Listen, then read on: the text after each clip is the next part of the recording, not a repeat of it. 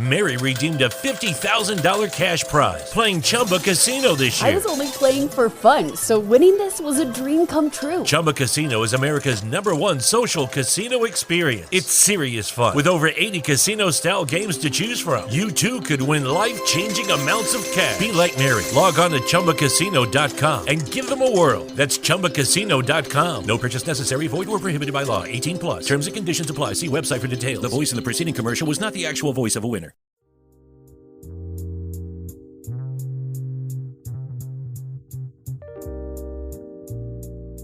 Hello, and welcome to the Proactive Caregiving Podcast.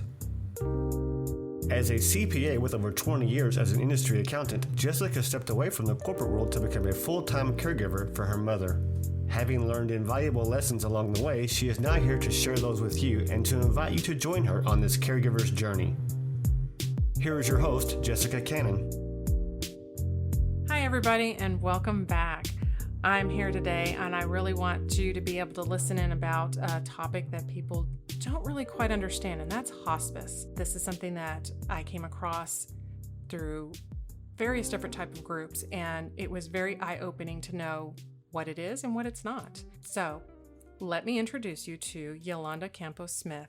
She is a nurse of 31 years, but her last 6 years has been in hospice. She's also a community educator of hospice services.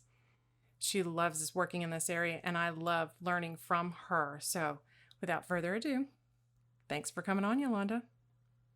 Well, thanks for inviting me. I'm so excited that you're having this topic today. Everybody is so afraid of that word hospice. I just love that you're out there educating people. Right. So caregivers often dismiss hospice. It's a resource that has a little bit of a stigma to it. And, when you say hospice, and like I did myself, the first thing that came to mind was end of life. But exactly, it's not only end of life. So what type of, when you look at it from your perspective, what would you tell me what hospice is as far as not end of life? I always say hospice is about living, and hospice is about support and care for not just the patient, but the family. And I'd even go so far to say it's more for the family, because oftentimes the patient's okay. They need some help, but it's really a lot of support. So you get a nurse that comes out to visit you, and that a group of nurses that are on call 24/7. So if you have a question at 2:00 in the morning, you're not sure if this is normal or should we do something, we're there to answer those questions for you. And if need be, to go out and check, make sure everything's okay. You also get a nursing assistant that comes out up to 5 days a week to help with grooming and bathing. And sometimes just a little companionship for the patient. And during that time, the caregiver can take a breather, for a little while. And you get the benefits of having equipment. If you need a hospital bed, you need a wheelchair, shower chair, incontinence supplies. That's a big one. I don't know if you've ever had to price briefs. They're expensive. They'll give you briefs and wipes and of course any medications related to the diagnosis that brought you on to hospice. So when people actually begin with hospice, why does it seem like they improve once they begin the services? That's a great question. Studies show people live longer on hospice than without. And sometimes, that can be for a variety of reasons. Sometimes that patient was a little isolated. Maybe they weren't able to get out and were isolated in the house. Sometimes they get a little lonely or even depressed about what's happening in their life. And they get all these extra, I like to call them friends, that come by and visit a few times a week. And we also have a social worker and a chaplain that check in on them. So that's a lot of extra set of eyes. Mm-hmm. We try to catch things early, maybe a urinary tract infection or maybe a respiratory. We try to catch things early because we do come by often. And so, yeah, their health is better maintained, and we're also keeping an eye on their medications. True. Because sometimes maybe they forget to take their medicines, or we even had some patients not taking them. They tuck them under their mattress kind of thing. Mm-hmm. So just a bunch of extra eyes to kind of catch things and kind of manage things a little bit better in the home setting. Right. And it's definitely helpful. I know my mom used to tell me stories about her father when he was needing extra help at home, that he used to hide his medication, or he would pretend he was taking it and hold it under his tongue. And at the time when Spit she it out, told me yeah. about those stories, I thought, well, that's kind of odd, and that's funny, or that's interesting, or that's scary, or just however the context was at the time. And then later, fast forward, I'm taking care of my mom, and I started keeping an eye on her as she was taking her medicine, and started asking which pill was for what ailment. And that's when I thought, oh, I need to keep an eye on her, make sure she's not trying to hide her medications and not take certain ones. Or yeah. Well, another good thing about the medications is, people think once you're on hospice, we stop everything. Right. And that could not be further from the truth. Of course, we're not going to want to stop blood pressure medicines or things for diabetes or things that are going to make you worse. Of course, but there's certain things that are more preventative, maybe like, let's say, some of the Alzheimer medicines or maybe cholesterol medicines that are just extra pills and not going to benefit us at this point. We'll stop those. Because, can you imagine having to take 7-8 pills a day every morning? And, some people don't want to. Now, if they still want to and it's not going to harm them, we'll let them continue. I always like to say the patient, the family, or the captain of the ship, we follow your lead. We give you the information. These are your options. And then, so a lot of times people often get rid of some of those preventative kind of medications that aren't going to make a difference at this point. And because, patients don't like to take extra pills. No, I know the more medication that my mother was prescribed, the more of a argument there seemed to be when it came time to taking her medicines. And I get it. I mean, exactly. In her mind at the time, the idea of the side effects, or I don't need this, but you can't really argue with someone who doesn't want to take their medicines, and having someone else to step in, especially that nurse that steps in to help, and they see that person as a helper, not a family member that's telling them what to do. It is a great help. It is, because they react different to us than they do their family. Absolutely. I hate to think of older people as children, but you know how when children are young, they always behave better with other people than they do their own parents. Exactly. It's kind of the same thing with adults. Yeah. It is. It's almost a different level of respect when it comes to that person coming in for care. Right. You'll see them do things for therapists or other things, and I'm like, oh my goodness, I've never seen you do that before. Yeah. That kind of thing. Almost showing off, Right. So they have their end of life. So that's someone who is literally, I don't know if you give it a number, even 24-hour, 48-hour, 72-hour. But then there are those that are in this preventative stage where it's not quite the entire end of life. They just need extra hands-on. They need extra or additional help in the home or wherever they are, if it's in a facility. So hospice can actually step in and not be that entire end of life. Exactly. So, that end of life thing, it just all, when we say that, people just think of death. And really, it's, if you think about it, we all are in the process of dying, right? Right. I could walk out the door today and be hit by a truck, and that's the end of me.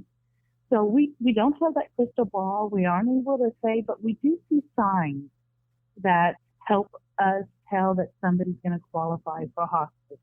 So generally, the rule is that if a doctor was to say that without any intervention, and meaning like, without any medical treatment of whatever your condition is, he would not be surprised if you would pass within 6 months to a year.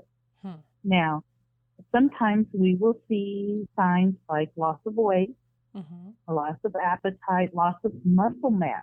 Have you ever seen somebody that maybe they're not so thin, but they just look frail? Right. They look like weak, and they're having a hard time getting up and moving around. Loss of function. Maybe before they've never had accidents, and now they're having very frequent accidents. Urinating in their pants or having an accidental bowel movement, or even accidents like tripping and falling a lot, having frequent same infections like UTIs or upper respiratory infections or pneumonias even. So some people, especially Parkinson's, some dementia patients, have problems swallowing. Their muscles get real weak, and so they swallow a little bit of the food into their lungs, and they end up with pneumonia frequently. And that's another sign that we'll start to see. So we have enough of these signs that we can document, then we know that, they have a life-limiting illness. And so if without any intervention, pneumonia can kill somebody, especially an older person. So we really need to manage that closely. You mentioned that without any intervention, even UTIs, those are silent killers. Exactly.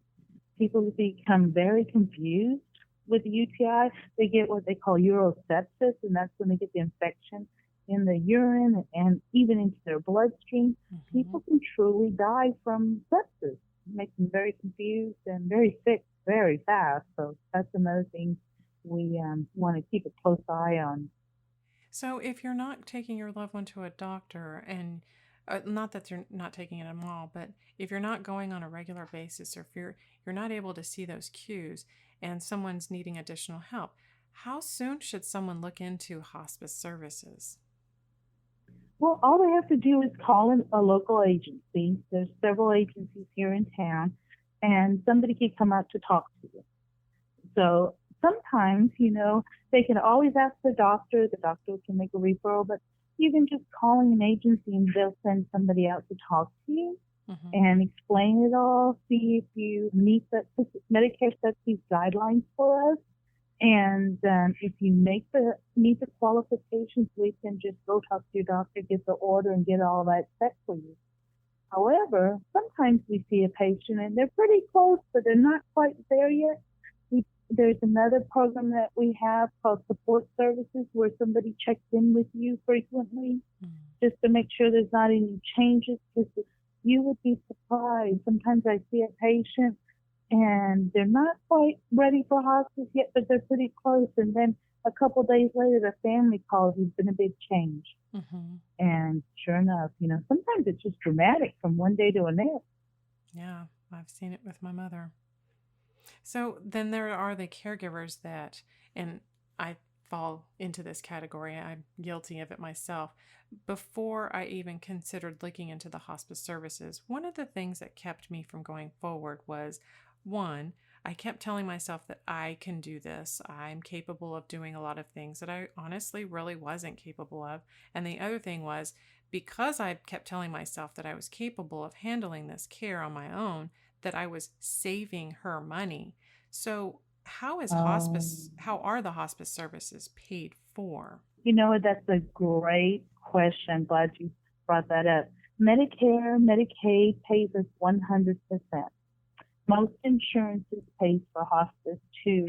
It has a hospice benefit, and we can, some retirees have like a commercial insurance plan. Most of those have great coverage as well, but we could go over with you on that. But Medicare, Medicaid is 100%. And that includes those pricey briefs and the wipes and any supplies you might need for extra safety in the home, like the shower chair, the wheelchair. And, that generation, our generation of, our 80-year-olds and even 90-year-olds are still doing very well sometimes. But that generation was big savers. So they just want to say no right away because they think it's going to cost them a lot of money. Exactly. And it's really a lot of help that you've already paid with your Medicare dollars through your, payroll taxes. And it's a shame that more people don't take that benefit and use it. As a matter of fact, most of our patients, once they come on service, are like, gosh, I wish I'd done this a year ago, and it's such an added benefit to have the help come to you and help you. And we do a lot of teaching with the family, and we also do a lot of counseling. Sometimes that caregiver is just overwhelmed, and they just need somebody to tell them this is expected. This is the progression of your disease process. This is very normal, Sometimes they need a break, so you know that hospice offers respite? Interesting.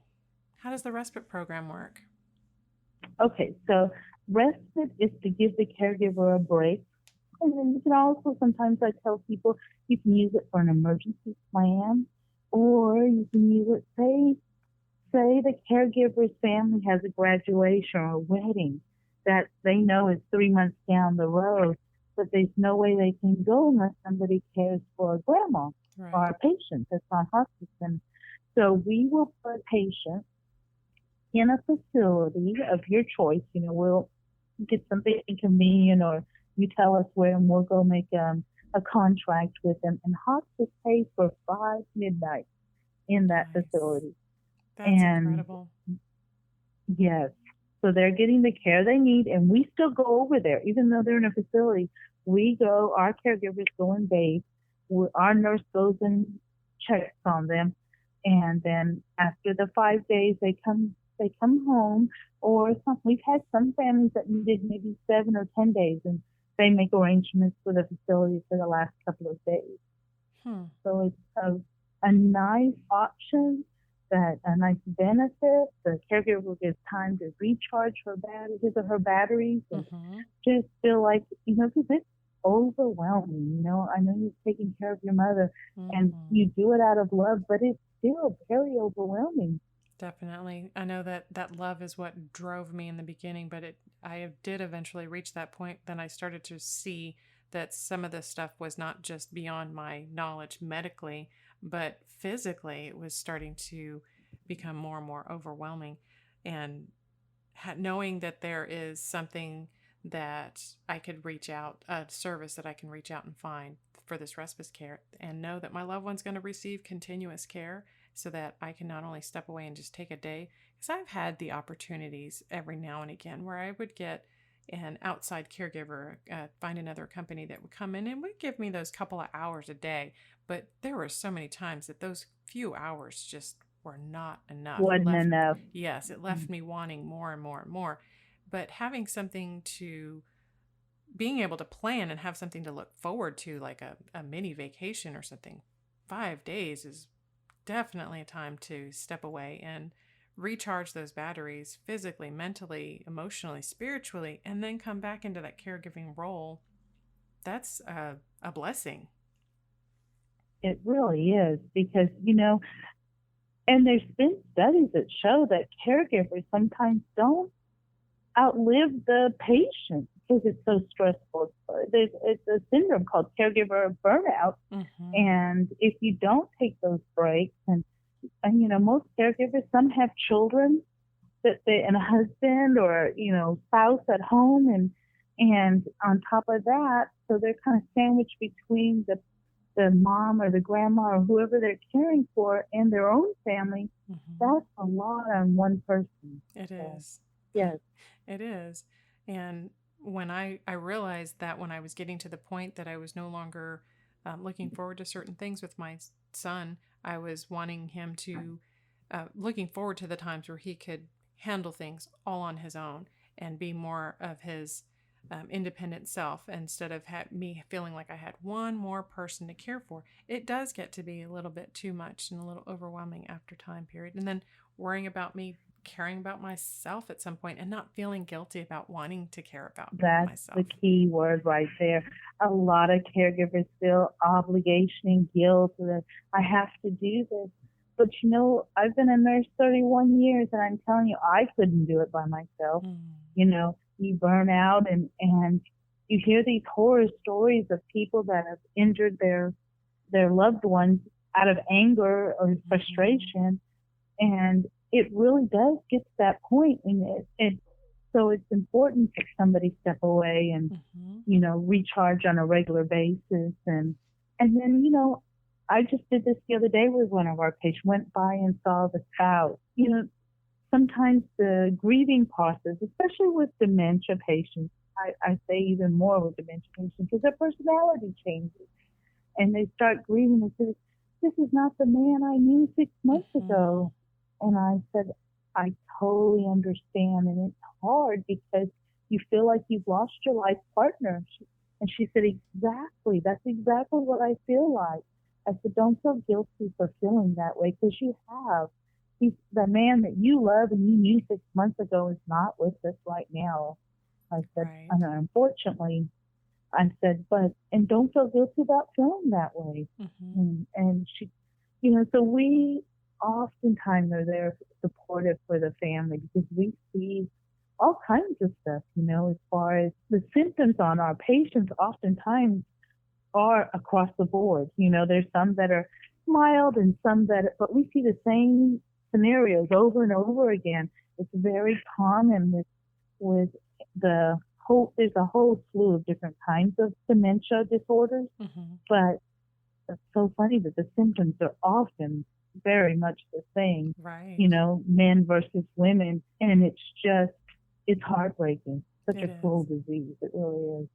It is, and it's helpful and priceless having that additional person there that can understand what you're going through. They know, emotional support, and they know what you're going through. They know where you're headed. And for me, a lot of the times, the education that's provided along the way is so beneficial because it helps to cover that unknown area. And that unknown is what creates a lot of the stress. It's not just the medical part of it. It's not just the physical part of it, but that unknown of not understanding what they expect. Yeah, what to expect next. I mean, you get a book of what to expect when you're expecting as a mother waiting for her child, but there is very little information of what to expect, or the caregiver not knowing where to find it, reaching out to get to that information. Right. But you're right. You see that book. I know exactly what book you're talking about what to expect when you're expecting your first year of child, the baby for the first year. It's practically a step-by-step guide. Somebody really needs to write one for dementia because it's like, did you know that most dementia people crave sugar?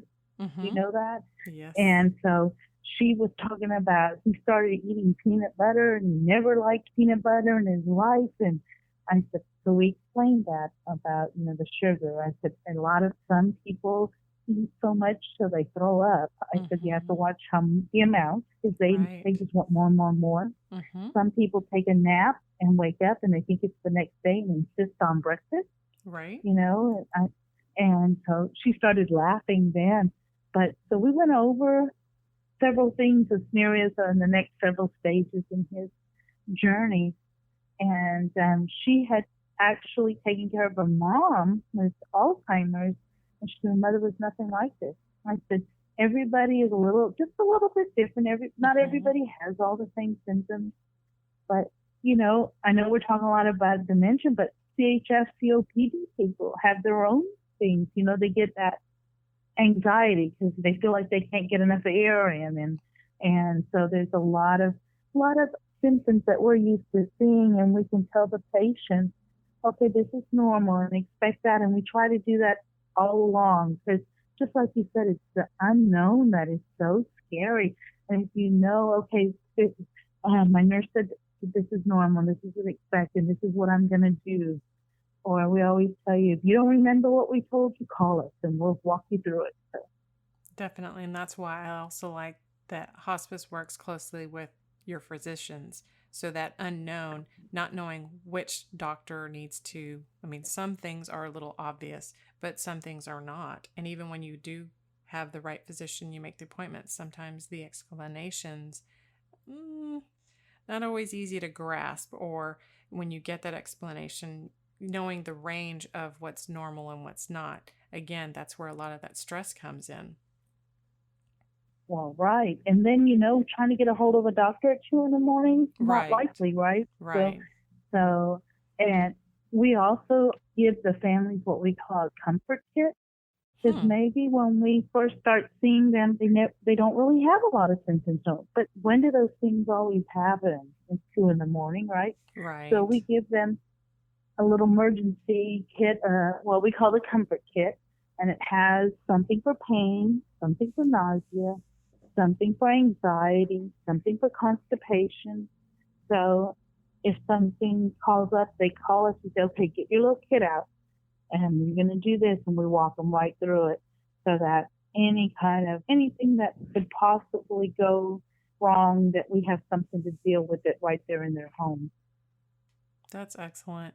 And to me, that's a perfect example of whether it's the considered your end of life or it's preventative in, so to speak, the last 6 months of the year of someone's life, that you've got to be prepared every moment of the day, it seems, but not feeling the full stress of the responsibility for everything, having that hospice Right. person. So even if it was that 2 a.m. type of thing and you get that support right away, there's still the next day, there's a follow-up. Oh no, sometimes right that minute. Like I've had patients that have called and said, I don't think they're breathing right. Now we put an oxygen concentrator in tank, even though the patient doesn't need it, because again, those things happen in the middle of the night. Of course. And so we'll say, okay, and we teach people how to turn it on when we're there. But if you hadn't done it before, you may forget. So I'll say, okay, push this button, push this to number 2, put it over their ears, and I'm on my way. And that way we can just go make sure everything's okay. And sometimes they'll say, oh no, they're breathing better, you can come in the morning, or but sometimes, especially if it has to do with breathing, I personally like to go out and just lay eyes on, make sure everything's okay. But yeah, we try to have the supplies, their little toolkits, if you will, ready, and that way we can handle. Like I said, a lot of the symptoms are very common across the board, and that way we're prepared and the family feels empowered, actually, saying, okay, we got this, we're good. And that's a big difference, feeling empowered versus feeling out of control or helpless. That is a huge difference. So then you get a chance to work with the families on so much more of a level than you do with the care recipient, being that you're counseling them, you're educating them, and they have even a care plan that's built for the family. Exactly. We do, because like every person is different, every person's situation is different, their symptoms are different. But as they progress or even decline, we know that some of the same situations are going to happen. So we had a patient recently that the patient himself was not able to get up and transfer anymore like he was, and he was getting weaker and weaker. So the spouse called and said, is there any way we can get some therapy? And we said, sure, we can send a therapist out. I said, but it's not going to be the therapy that you're thinking of, that he's going to get stronger. We're going to have him walking again. We're going to be doing all that. This therapy, we're going to show him exercise he can do to kind of maintain his strength. But it's more to show you and the patient how to safely transfer from maybe a wheelchair to the bed, or from the bed to or from the wheelchair to the couch, or whatever his needs are at the house. And so we had the therapist go out for 6 visits. And so I said, they gave us a bunch of exercises he can do right in the chair. And they were very happy with that. So even though it's not the kind of like rehab that she was thinking of, it was still a solution. It still buys them some time, keeps that strength going. And we're educating both the wife and the patient how to transfer safely. That's excellent. It's such a relief having this service, and it's such a shame that so many people would dismiss it just because they think end of life, oh, my loved one's not about to die, or he's not that far gone, or she's not that bad. I've heard those comments, and I've had doctors tell me that, and then I come back and follow up and I say, how's Mrs. So-and-so? He said, oh, she passed 2 weeks ago. And I wanted to say, what a shame, because she was definitely a candidate 6 months ago, and look at all the help we could have given the family. And that's why I said, if you're struggling to get to the doctor, it's hard to get that patient in the car and get them in. I mean, that tells you, okay, we need to bring the care to you. I wish I could change hospice's name. I say that all the time. So I could just put support care or more care or something. There's all this basically free help and all this care from people that are specialized in end of care, end of life care. And it is a specialty. There's meds that we use that they don't use in other areas of medicine. The doctors have specialty and board certification, hospice and palliative care. So it truly is a specialty. It's not for everybody, Not everybody can handle, the sadness of seeing people go, but I really see it as a blessing in most times. Because that patient is no longer suffering, or they're ready. Sometimes you just see it in their eyes. They're ready, They've lived their life and they're ready to join whoever on the other side. Right. Right. And that's another part of this, even more so that even though you have worked with this family and their loved one, going through this process with them, when they meet the end of life and they pass on and their journey somewhat ends here with us, hospice services are able to continue on with the family afterwards and checking in. That's exactly right. We have a bereavement program that follows the family because, sometimes, just like you were talking about that caregiver earlier, they're so busy doing this, busy doing that. When it's all the busyness stops, they're lost. Yes. They're like, oh my gosh, what now? Exactly. And their whole purpose, maybe from the last several years, is all changed right now. So, yeah. And we've also even developed friendships with these families and patients. And it's, we go to funerals and I have had former families still keep in contact with me, and I love that, because you were privileged enough to be there in a very special time. Right now, when they're going through it, doesn't feel so special. But when they look back and think about it, it was a very special time. Exactly. It was a pleasant experience knowing that you were there helping them along and supporting them emotionally throughout their scary journey. And it's amazing, like you said it that way, and I've experienced it a little bit so far, is that my days, my routines, my calendar appointments, everything was evolving around my mother's needs and her schedule. And when it came to a point of transitioning her from our in-house into a proper facility that she was getting better care, the care that she was needing, it was a little bit of a shock to me afterwards, not knowing what to do with my days, and they weren't as filled with appointments or care issues that I was having with her. The routines just totally changed, and it took me a while to adapt to it and realize that I could start making different plans and working on different projects. I kept feeling like I was going to have to drop everything any moment to rush to her side, and it wasn't the case. It was a weird and strange transition for me. Absolutely. Can you imagine, and that was just her going to a facility. Right. Can you imagine losing your loved one and then you're going, what now? So I'm glad that we have those relationships already in place. And that's what's good about it when somebody comes in with time to develop. What's sad is when we get the referral and they maybe have 2 weeks with us. It's hard to make those bonds in 2 weeks. Right. But the fact that you're there and the services are there, and it's so important to consider these services, and knowing that they are covered through Medicare, Medicaid, is even more so reason to look for it and not avoid it. Because I know I avoided thinking that not only was I trying to do things by myself, but I was trying to save her money, and that's not the case. And knowing the services that were there, that I could have learned more, because I know I was in situations myself when I'd have doctors ask me, have you been checking her blood sugar? Yes, I've learned how to do that. It's a little difficult. She hates it, but we manage. And then when they ask, have you checked her blood pressure? Okay, now that's a different issue. Some of these things I felt uncomfortable doing myself and didn't feel like I would be adequate enough or would pick up certain things that nurse would. So knowing that these services are available and how much peace of mind comes out of this, I mean, that in itself is priceless. Oh, yeah. I always say knowledge is power, Absolutely. And we've had families that we teach how to use the electric blood pressure monitor stuff, you just push a button and then you get the numbers.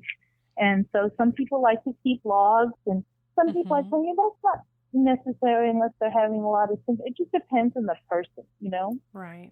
Every case is different. Some people like doing it. Some patients like doing it. So I said, whatever makes you happy. You're the boss here, so you let us know. So, and that's the beauty of hospice too is, up until hospice, you don't have a lot of control over your plan of care. It seems like doctors make those choices for you or, say this is what's best. And when you come on hospice, you are the boss. You tell us, Now, we're not going to let you do anything that's going to be harmful or whatever. Right. But if you say, I don't want to do this, but I do want to do that, as long as it's not going to harm me, we're okay with that. It's your right to say, I don't want to do any more cancer treatment. I don't want to do anything more for my congestive heart failure. The doctor says there's nothing that's left to do. And that's your right to be happy and live comfortable and supported. And sometimes those are the hard decisions to make. And knowing when to place those healthy boundaries, it's difficult. But having someone there that is explaining what's normal, what's not, what can be done within it, and what might help calm your nerves as knowing what to expect next, it makes a world of difference. It really does. And you know what? And sometimes we have new normals with hospice because, maybe our patient lays down all day long. And as people decline and forget, that's one of the signs that we look for. They sleep a lot more. They spend a lot of time in the bed or in a chair. They're not going to have the same blood pressure they had when they were up running around. Right. And, so we take all that into factor and we hand over that information to you. And like you said earlier, it's the unknown that's so scary. Well, if you have all this knowledge, it makes you understand it, and it really helps with coping. Definitely. I absolutely agree. So I know you're here in Central Texas, and others listening may be able to reach out to their local services for hospice services. But Yolanda, for those here in the Central Texas area, how do they go about finding your hospice services? Okay, well, they can just give me a call here at Bluebonnet Hospice. Our office is here in Round Rock, but we service a wide service area, so they can just give us a call, and I'll be glad to talk or answer any questions. And I love doing information only, too, because maybe somebody's not ready, but they need time to digest and think about it and just want to hear what the options are. I love doing those consults, and I love to do it with the whole family. Because sometimes, by the time somebody tells this aunt and this uncle or this brother or daughter, Definitely. It's not the same. Yeah. Yeah, and I want everybody to get their questions answered so we're all on the same page. So, yeah, just a quick phone call to Bluebonnet Hospice, and I could do it over the phone with the COVID thing. We come out with our mask and all that stuff. We can do that, or I've had people say, just meet me outside a facility. I've done that. Whatever makes you comfortable, because it's a hard enough topic. We want to make it as easy and comfortable for you. Yes, definitely. They have, I highly recommend, Bluebonnet has non-discriminatory services that covers home health care, palliative care, and other therapy services. So as you're considering additional help or even respite care, definitely look into your local services, or as Yolanda said, with Bluebonnet. So I hope this has given you more food for thought. And until next time, be proactive. Take care, everybody.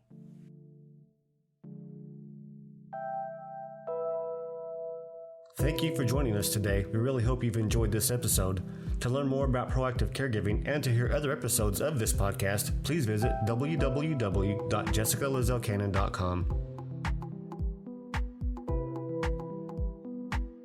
This podcast is produced by Cannon Light Media, LLC, www.cannonlightmedia.com. Music provided by Chris Paradise.